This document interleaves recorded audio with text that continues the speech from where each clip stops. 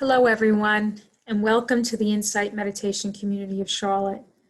My name is Denise Owens, and I'm a Dharma leader in training. Tonight's talk is on mindfulness of the body, tuning in to what the body has to tell us. So at 5:30 one morning, I rolled over onto my left side to turn off the alarm. Then I turned right back onto my back. My mind was racing to catalog the day's activities, but my body was still just lying there. It was as if the veracity of my planning mind was trying to levitate a block of lead off the bed. My muscles were activated by my mind, but my body was going nowhere. You see, the muscles fire in anticipation of action. This happens whether we are planning to move in the next millisecond or two, the next minute, next week, or never. Without mindfulness of the body, one wouldn't even detect this muscle activation to get rocking and rolling. Joseph Goldstein, who is an internationally respected site meditation teacher, describes this body activation as leaning forward. I feel as if I check in with my body, but most of the time I don't even have a clue what's happening. I can be on a walk with my well-occupied mind, and all of a sudden realize I'm leaning forward like the Leaning Tower of Pisa. Have you ever noticed this? The body has raw data that informs us of our situation, data that is most useful when we're paying attention so we can interpret it correctly. Goldstein tells us the body moves because of an intention of the mind, which initiates action. This is the mind conditioning materiality. At other times, a body experience such as sight or sound or some other sensation may condition the mind to a state of enjoyment or aversion. This is the body conditioning the mind. So, mind activation, thinking, changes what happens in the body, and our body sensations can change what is happening in the mind. We feel disharmony when the mind is saying one thing and the body is saying another. The body's always in the present moment. It can't be in the past. It can't be in the future. It can only be right now. Unlike the mind, which can create stories, visiting the past or projecting into the future. The body is a good barometer of this moment's truth. So tonight's talk is going to include 3 experiential practices. The first 2 are about trying to access awareness of the body's sensations. And the third one is a good practice for home. But first, I want to review a little background on mindfulness of the body. The Satipatthana Sutta is the Buddha's teachings on the 4 foundations of mindfulness. Now, Pali was the language that was spoken in the time of the Buddha, and sati is a Pali word that is most often translated as mindfulness or to be mindful. Mindfulness is moment-to-moment awareness. Another definition that I really like is one by Ajahn Achalo, who is the abbot of the Anandagiri Forest Monastery. And he defines mindfulness as truth-discerning awareness. Truth-discerning awareness. That would be directly seeing without the filters of judgment, desire for it to be different, aversion to the moment as it is, or delusion or confusion about this moment. I really liked this definition and I wanted to memorize it. Truth discerning awareness. TDA. Ta-da! It's the light bulb. Mindfulness, keen seeing of what is real and true. Ta-da! But now how do we access this present moment? The Satipatthana Sutta covers 4 paths to clear knowing: mindfulness of the body, mindfulness of feelings, mindfulness of the mind states, and mindfulness of the Dharma, which are the teachings of the Buddha. Here the Buddha taught, this is the direct path for purification of beings, for the surmounting of sorrow and lamentation, for the disappearance of grief, for the realization of nibbana, namely the four foundations of mindfulness. Tonight, I'm just going to touch on mindfulness of the body as one doorway to awareness. And how bhikkhus, those are the monks, how does a bhikkhu abide contemplating the body as a body?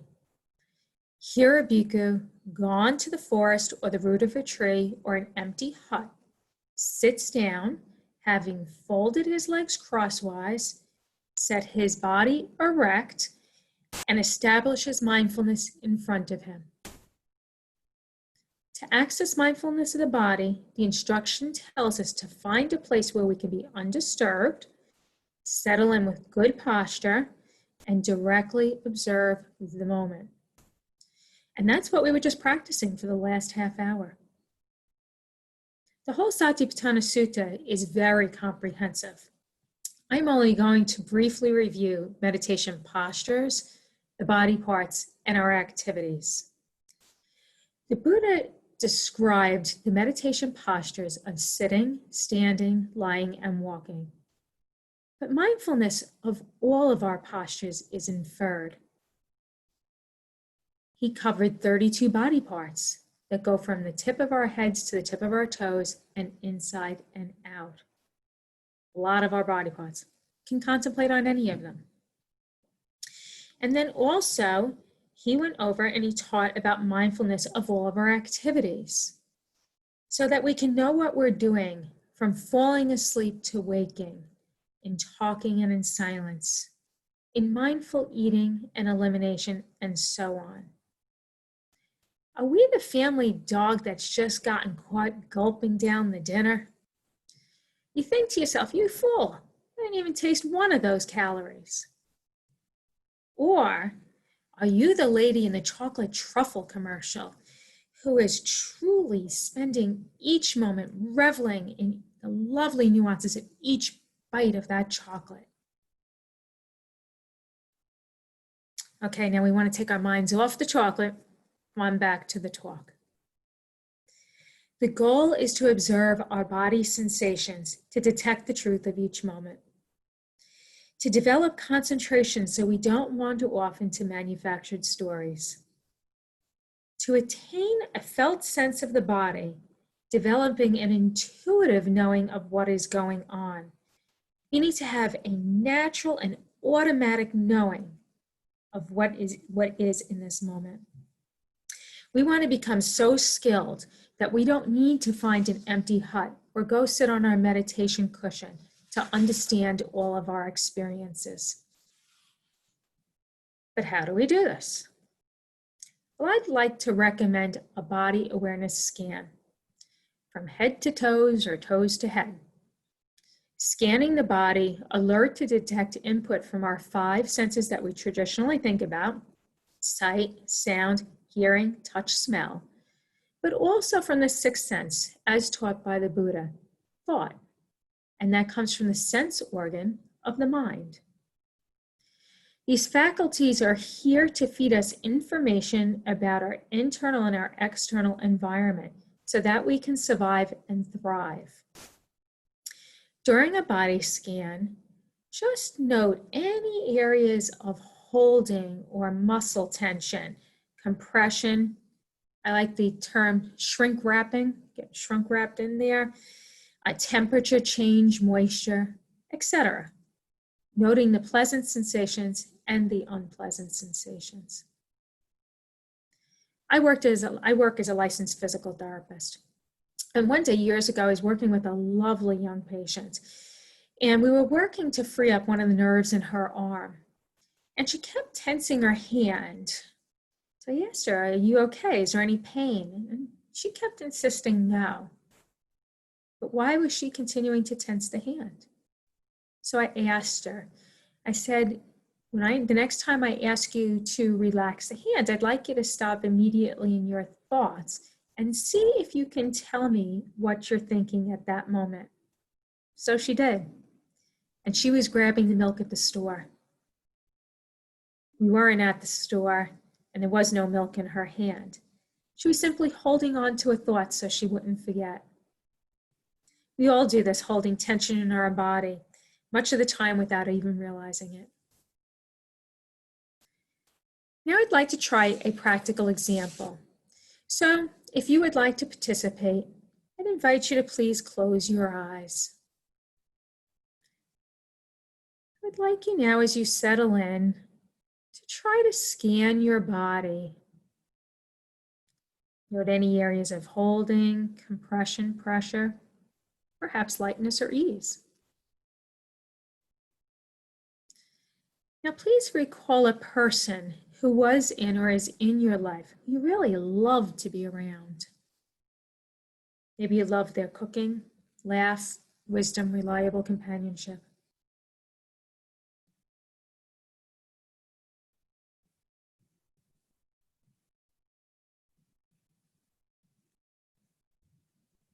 What changes do you notice in your body? Now go ahead and open up your eyes. If they prepared your favorite food, maybe you started to notice yourself salivating. If they were a good joke teller, perhaps you felt lightness in your face or your shoulders or your throat. For me, I recalled my grandmother running as fast as she could down the hallway with her arthritic legs, overjoyed to greet us at the front door. She's not here, and your person's not here, but there was a change in our body. Mind activation, changing what happens in our body. Let's take a nice cleansing breath now before we move on to the next example.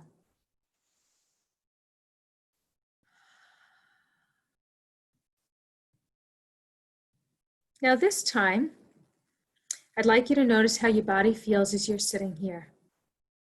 Have you settle in again? And if you'd like to participate, closing your eyes. This time, I'd like you to imagine that you have a tennis racket in your hand and a ball is coming towards you. You can see the ball in your mind's eye. Now smash it for the winning point.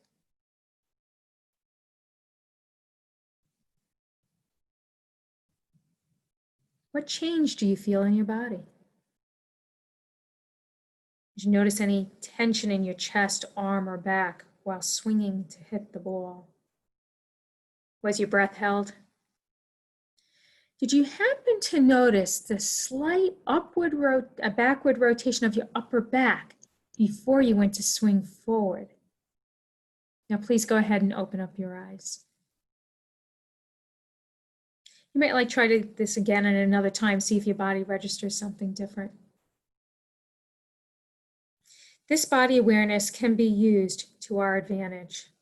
Studies have shown that imagination with active practice yields the most efficient way to learn a new motor skill.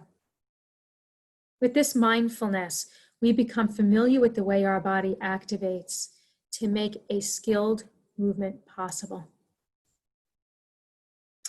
Now, information about our internal and external environmental situation is continuously being fed to our brains. We go about much of our day not even noticing this data input.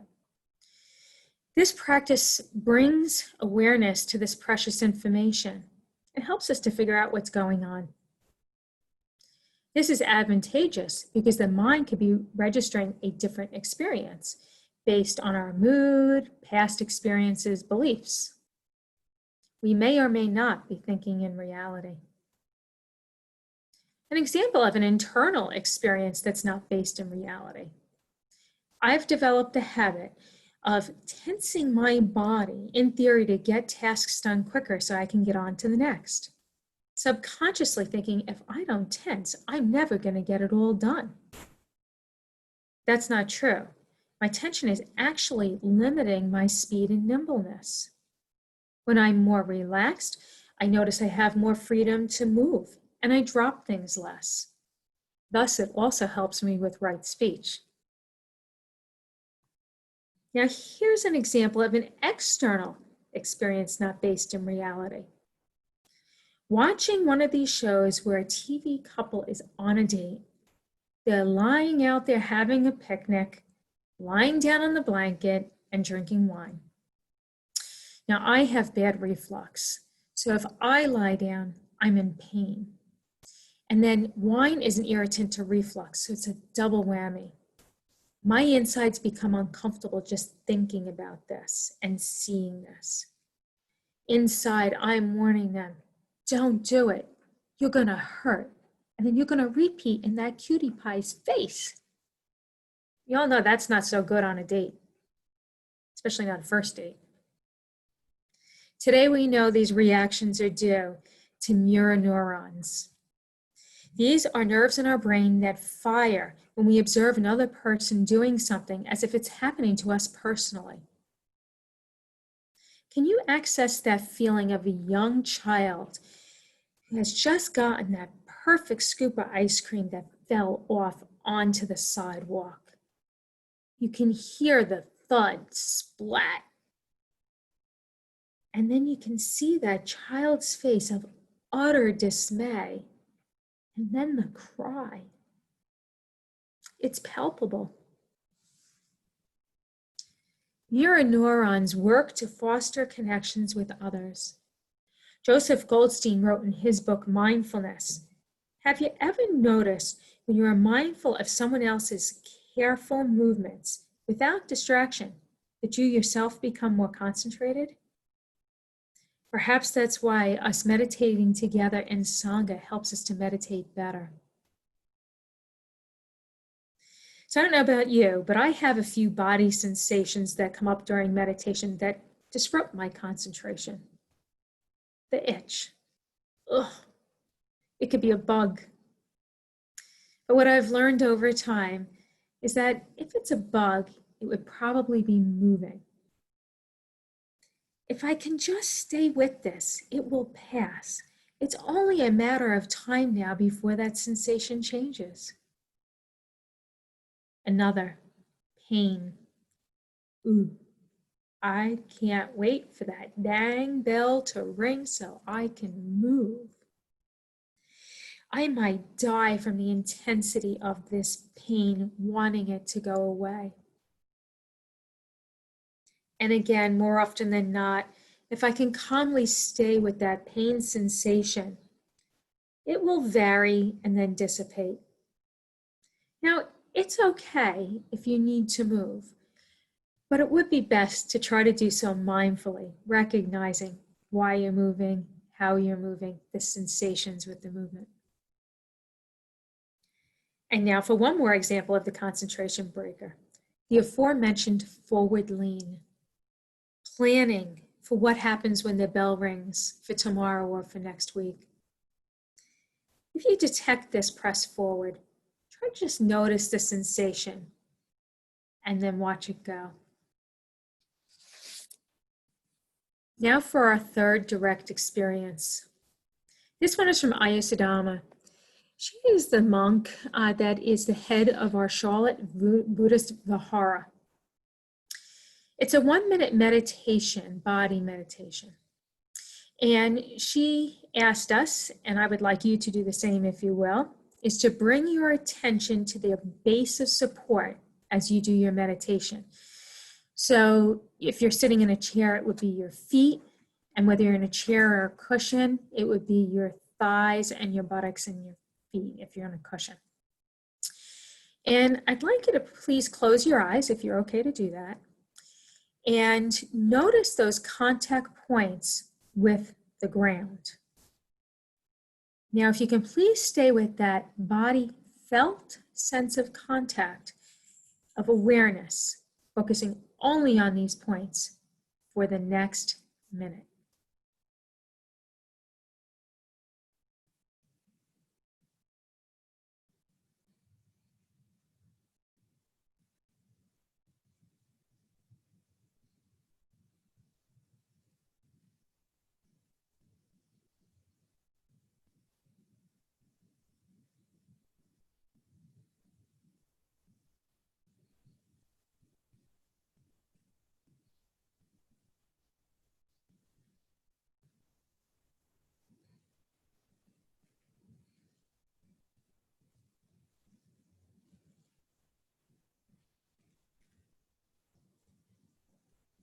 How did you do? You can open up your eyes now. Were you able to stay on those body points of contact? And if not, did you at least stay in the present moment? Or did you at least recognize you weren't in the present moment? Consider starting a regular habit of checking in with your body as a diligent observer. Use the body scan to uncover what you got going on in there.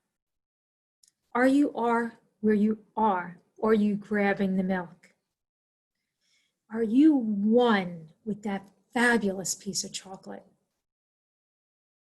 How is your body responding to what you have swirling around in your mind?